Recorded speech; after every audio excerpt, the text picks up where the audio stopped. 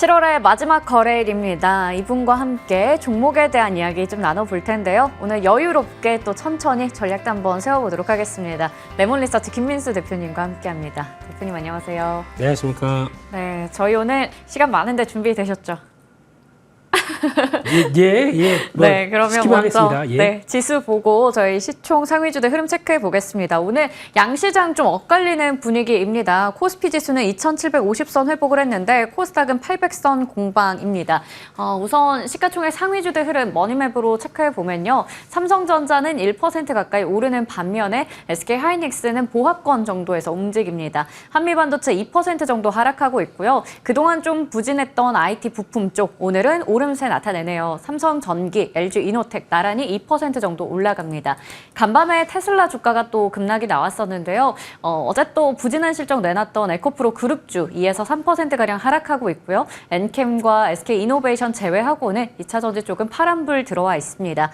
최근에 제약 바이오 쪽 섹터 전반적으로 좀 좋은 분위기 나타내는데 오늘 SK바이오팜, 리가캠바이오, SK바이오사이언스 정도 오름세 보이고요. 삼성바이오로직스와 HLB도 빨간불 켜져 있습니다.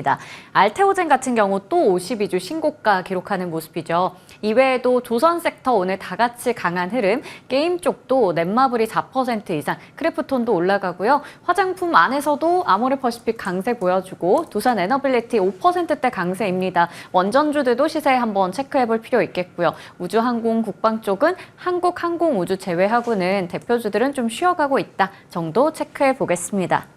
자, 오늘은 좀 궁금한 부분 하나만 여쭤보고 갈게요. 지금 굉장히 어려운 시장이 한 달 정도 지속이 됐는데 그러다 보니까 이 시장의 수급이 자꾸 테마주 쪽으로 많이 기울어요. 재건도 있었고 그리고 어제는 댐 관련주까지 올라갔습니다. 이 재건과 댐이라는 복합 모멘텀을 가지고 시멘트 쪽이 오늘 좀 상승률이 높거든요.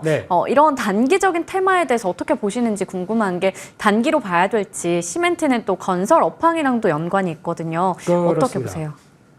네, 일단 지금 분위기가 요즘에 미국 시장도 약간 섹터가 좀 바뀌는 모습들이죠. 네. 그 중에 하나가 미국에서 건설 관련된 쪽들이 강합니다. 그러니까 한국도 그쪽에 영향을 받죠. 그래서 오늘 같은 날도 시장이 좀 주춤하지만 건설주들은 오히려 좀 강하게 움직이는 게 가장 먼저고요. 보니까 HDC 현대산업개발부터 이제 건설주들 다 강세 흐름들 나오네요. 이렇게 봤었을 때 그러면 저희가 그동안에 잊혀졌던 섹터가 또 한 자리를 차지하면서 흐름이 들어온다라고 하게 되면 거기서 연관될 수 있는 건설 건자재도 같이 영향을 끼치는 게 맞지 않나 한쪽인데 그중에 하나 이제 연결시켜서 본다고 하게 되면 페인트주도 봐야 됩니다. 네. 페인트 같은 경우는 일단 건설 업황도 있고 자동차 업황이 있고 조선 업황이 있고 조선주 요즘 잘 나가죠. 네. 페인트 한 3번 칠합니다. 오.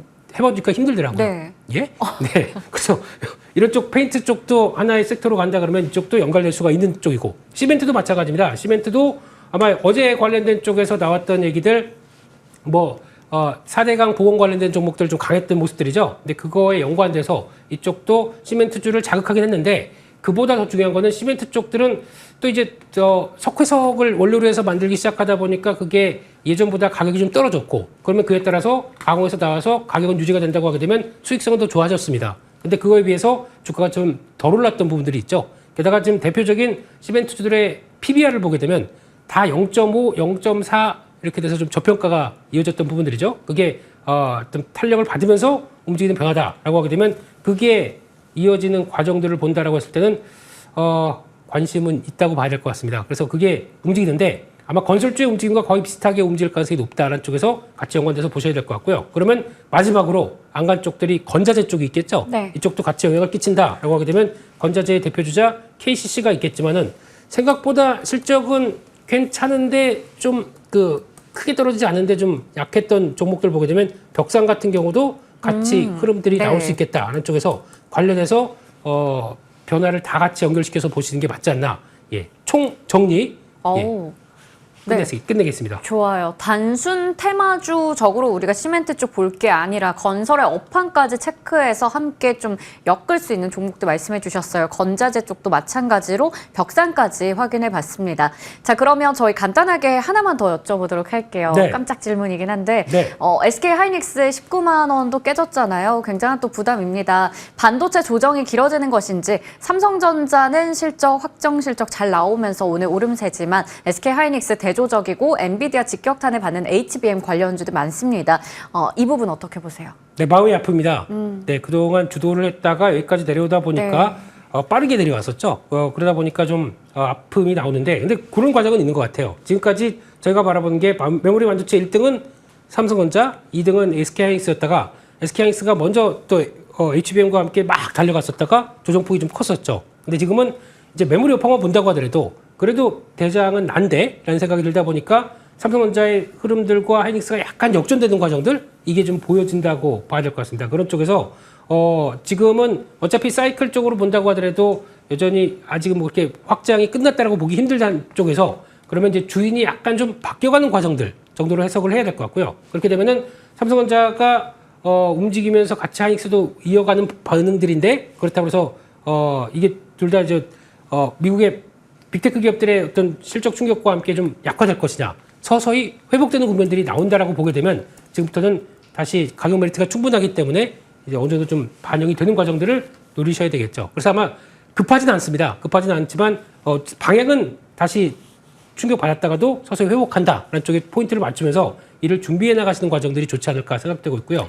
그런 쪽에서 그동안에 또 가장 고민이 그거예요. 지금 반도체 소부장들 너무 많이 빠졌거든요. 맞아요. 근데 반도체 소부장들의 가장 큰 핵심 중에 하나는 중소형주인데 매수세가 붙을 것인가 이게 가장 큰 핵심입니다. 네. 그러면 중소형주가 살아나기 위한 조건들이 일단 아니 뭐 금투세 시행한다는데 뭐 이렇게 되면은 못 나오거든요. 그렇기 네. 때문에 그런 것들이 조금 좀 해결되게 시켜주게 되면은 가장 먼저 탄력을 받을 섹터들은 이쪽이 아닐까 생각되고 있기 때문에 8월 중반에 나올 야당 전당대회 끝나면서 그런 분위기가 좀 확정된다라고 하게 되면 그때는 생각보다 탄력이 셀 수도 있겠다라는 생각을 하면서 그거 좀 어떻게 좀 해주세요. 네, 해주시면은 아마 중소형주에 대한 탄력들은 강화될 수 있겠다라고 보면서 많이 빠진 반도체 소부장의 회복력들 이것도 한번 좀 체크하셔야 될 것 같습니다.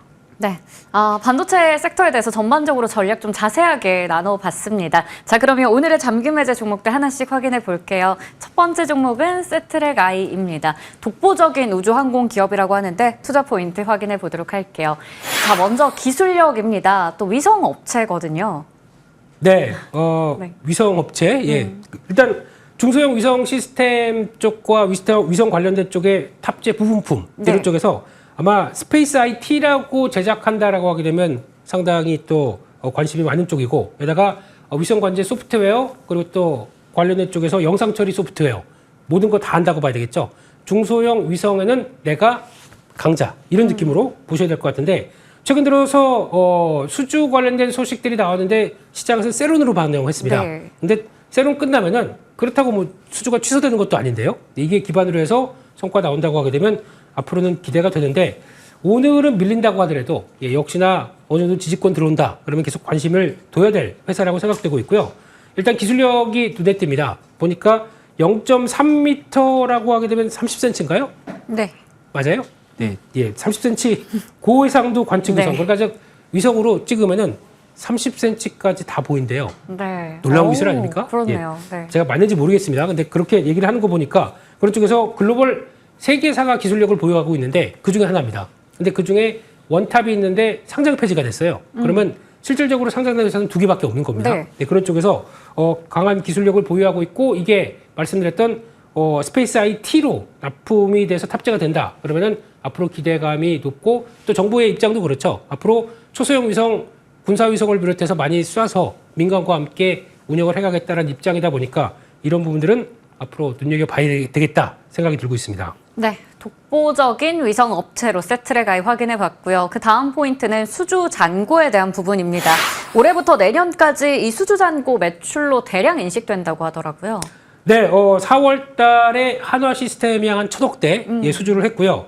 스페이스 T향 쪽으로 1,700억 정도, 1,720 몇억 정도였는데 이거 나오고 주가가 훅 밀렸습니다. 그러니까 즉 시장 분위기가 안 좋은데 이 수주했다고? 그럼 일단 팔고 보지 뭐라고 한 쪽에서 셀 온이 나오다 보니까 주가는 많이 좀 힘들었는데요. 그럼에도 불구하고 지금 5천억대 이상의 수주 잔고를 갖고 있다. 그러면은 앞으로 이거 꾸준히 매출에 반영시키기 시작하고 또 기술력이 있다 보니까 계속 수주 잔고 쌓인다. 그러면 변화가 나올 수 있는 좋은 시점이라고 생각되고 있는데 마진은 상대적으로 예전 거보다 높다고 얘기를 합니다. 그런 쪽으로 봤었을 때는 실적에 대한 기대감이 이 수주 잔고를 통해서 변화가 될 수 있다라는 점들도 눈여겨봐야 되겠습니다. 네. 수주 잔고를 본다면 우리가 실적에 대한 부분도 점쳐볼 수 있지 않을까 싶어요. 실적 개선에 대한 기대감도 있습니다. 네, 실적 개선 관련된 쪽들은 일단 약간 좀 고밸류를 받는 종목이다 보니까 아무래도 부담은 갈 수가 있겠죠. 하지만 고밸류 쪽 성장주의 개념들은 또 가장 기다리고 있는 게 금리 인하겠죠. 금리 인하가 나오게 되면 그에 따른 변화 기대를 할 수 있겠는데 그런 쪽에서 실적은 지금까지 별로 그렇게 썩 좋지 못했습니다. 그래서 한 2년 동안 적자를 보다가 이제 가장 중요한 거는 매출이 그만큼 반영되면서 뛰기 시작한다라고 하게 되면 그에 따른 영업 레버리지 효과가 나오기 시작하겠죠. 그런 원년으로 일단 올해가 보여줄 걸로 생각하고 있는데요. 그런 쪽에서 자회사 중에서 SIA라는 회사가 있는데 이 회사가 위성 영상 판매를 하고 또 위성 영상 분석하고 약간 군용 쪽으로도 좀 늘어가는 부분들이 있는데 이 회사를 구조 조정합니다. 그러면 구조 조정하게 되면 인력부터 여러 가지 변화가 들어오다 보니까 그로 인해서 실적에 변화되는 연결 매출 기준으로는 변화가 될 걸로 보여지고 있는데 2025년 영업이익이 160억대 그리고 2026년이 260억대 이렇게 좋아지는 모습들이 확인되기 시작하게 되면 주가도 그를 반영하는 모습들이 나오지 않나 라는 쪽에서 눈여겨봐야 될 것 같습니다. 네. 자, 그러면 목표 주가는 어떻게 보세요?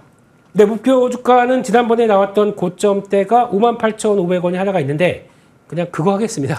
네. 그때 고가 때는 일단 1차 목표가로 보고요. 손절가는 지금 최근에 좀 약간 압박은 받고 있지만 45,000원대는 박스권 하단부 정도라고 본다고 하게 되면 거긴 크게 이탈하지 않지 않을까 안쪽에서 45,000원을 목표가로 삼고 대응해 보겠습니다. 네. 목표 주가는 지난 고점이죠. 58,500원 설정해 주셨고요. 손절가는 45,000원입니다. 다음으로 넘어가 볼게요.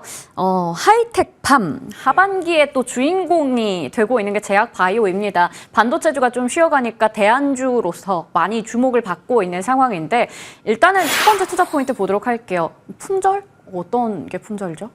품절이에요. 네. 그만큼 네. 풍기 현상을 보이고 있다. 뭐 이렇게 봐야 될 것 네. 같은데 일단 조금 어려운 단어를 쓰겠습니다. 카바페넴계. 네, 항생제입니다. 네. 그 주사용으로 들어가는 항생제. 네. 이쪽을 원료 의약품을 생산하는 업체다라고 보시면 될 것 같은데 요즘에 바이오주가 뜨거운 만큼 그에 따른 모멘텀들이 충분히 있을 거라고 보고 있는데 이 카바페넴계가 네. 항생제 중에서도 가장 강력하다고 합니다. 그래서 보통 항생제를 여러 번 맞게 되면 내성이 생기잖아요. 그렇죠. 내성까지 네, 이렇게 해버리는 굉장히 그래서, 독하네요. 네. 네, 그런 쪽인 것 같은데 효능에 대해서는 강력한 지금 알려지는 항생제 중에서 강력한 쪽이다라고 얘기를 하다 보니까 그와 관련된 쪽에서 앞으로 어떤 모멘텀이 나올지를 좀 더 지켜보는데 일단 코로나19 이후부터 가장 글로벌 여러 가지 의료 쪽에서 걱정은 첫 번째 의료진이 많이 부족하다. 그래서 그렇게 되다 보니까 그걸 양성을 시켜야 되겠죠. 그런 과정 쪽에서 좀 부족하게 되면 부족한 일손이 AI 의료 이게 또 만들어가기 시작한다라고 봐야 될 것 같고 게다가 의약품 부족 사태도 상당히 커집니다. 그러면 이런 쪽에서 의약품이 어느 정도 안정적으로 생산한다 이런 회사들은 또 부각을 받을 수밖에 없겠죠. 그게 또 지금 나오고 있는 또 거기다 중국까지도 만약에 견제를 하다 보니까 CMO, CDMO가 또 막 부각받는 현상들도 같이 나오는 거죠. 안정적인 의약품 원료 확보 그리고 생산처 이건 지금 앞으로 가장 큰 화두가 될 텐데 이 회사의 대주주를 보니까 이탈리아계 이탈리아어로 돼서 이름은 못 읽겠습니다. 네, 근데 네. 대주주 쪽이 한 45% 정도 갖고 있는 상황들인데 그렇게 되면은 약간 유럽 쪽이나 글로벌 진출할 때 신뢰도나 안정성은 좀 높지 않나라는 쪽에서 그것도 한번 눈여겨보셔야 될 것 같습니다. 네, 최근에 또 이렇게 코로나 신종 변이부터 해서 마이크로 플라즈마 폐렴 뭐 되게 뭐가 많아요 지금 바이러스들이 그런 거 봤을 때도 이런 제약바이오가 좀 주목을 받지 않나 싶은데 두 번째 투자 포인트 보겠습니다. 이쪽에서 이제 머크의 외주 생산까지 할 수 있다고요? 네, 이게 가장 핵심입니다. 네, 이 회사가 설비를 잘 해놓다 보니까 요즘 머크 하면 뜨겁죠? 네. 그 알테오젠의 그 머크입니다. 네. 어제 실적 발표를 했는데 실적은 뭐 그렇다고 하더라도 실적보다 중요한 게 머크사가 일단 항생제 공장을 갖고 있었습니다. 이게 지금 얘기하는 카바페넴계 이쪽에 갖고 있었는데 비용 때문에 공장을 폐쇄했습니다. 그러면 외주로 좀 단가를 낮추겠다라고 얘기를 하고 있는데 그쪽에서 이런 항생제를 생산할 수 있는 회사 없나라고 찾고 있다 보니까 하이텍팜이 낙점을 받는 분위기고요. 실사 와서 다 확인했다고 하더라고요. 그래서 이제 확인해서 그쪽으로 나가기 시작한다 그러면 기존에 나갔던 항생제는 오히려 머크 향으로 좀 나갈 수 있겠다라고 했을 때 분위기가 바뀔 수가 있겠죠. 그런 쪽에서 생산 가능 관련된 쪽이 오히려 확인된다. 그러면 주가는 한번 또 뿜뿜 나올 수가 있기 때문에 그러면 또 이제 전반적으로도 실적에 대한 분위기가 확 레벨업이 될 수가 있기 때문에 이 관련된 뉴스 잘 지켜보자 이렇게 말씀드리겠습니다. 네. 자, 그렇다면 마지막으로 실적에 대한 부분 체크해 보도록 할게요. 2022년 이후로 턴어라운드 했다고 하는데요. 네, 실적이 투자를 한 800억 정도 했고요. 충주 공장에 했고 그러다 보니까 공장 안정화 들어오면서 이게 한 캐파가 2천억에서 3천억 정도까지는 된다라고 네. 하게 되면 이제 매출을 그 정도까지 받을 수 있는 분위기가 만들어진 상황들이죠. 그렇게 되면은 이게 턴어라운드 되는 기조를 봤었을 때 2022년도 턴어라운드 이제 공장 확보 그다음에 캐파 되다 보니까 어느 정도 물량만 받기 시작하게 되면은 시장에 기대하는 만큼 실적이 돌아설 수 있다라는 쪽인데 빠르면 올해 영업이익 뭐 200억대도 가능하다라는 쪽인데 생각하는 것보다 지금 어떤 영업이익률 자체가 두 자리 숫자대로 들어간다라고 하게 되면 그렇게 부담이 없다라는 쪽들도 눈여겨봐야 될 것 같습니다. 근데 하나 단점은 막 거래되면서 올라갈 때는 괜찮은데 좀 횡보할 때는 거래가 많이 없습니다. 그렇기 때문에 네. 요거는 좀 감안하셔서 약간 주가 횡보해서 좀 지키고 있는 자리 쪽에서 그럴 때 들어가는 게 가장 좋겠죠. 그런 것들을 보시면서 타이밍을 잡아가시면 좋을 것 같습니다. 이전에 기록했던 신고점 대비해서 그렇게 많이 내려간 상황 아니거든요. 네. 그러다 보니까 횡보 구간이 좀 이어지고 있는데 그럼 이쯤에서 딱 노려보는 게 좋을까요? 가격 전략 알려주시죠. 네, 횡보인데 그렇다고 지난 고점이 19,280원. 네, 그런 지금은 쪽에서 18,520원. 네, 감사합니다.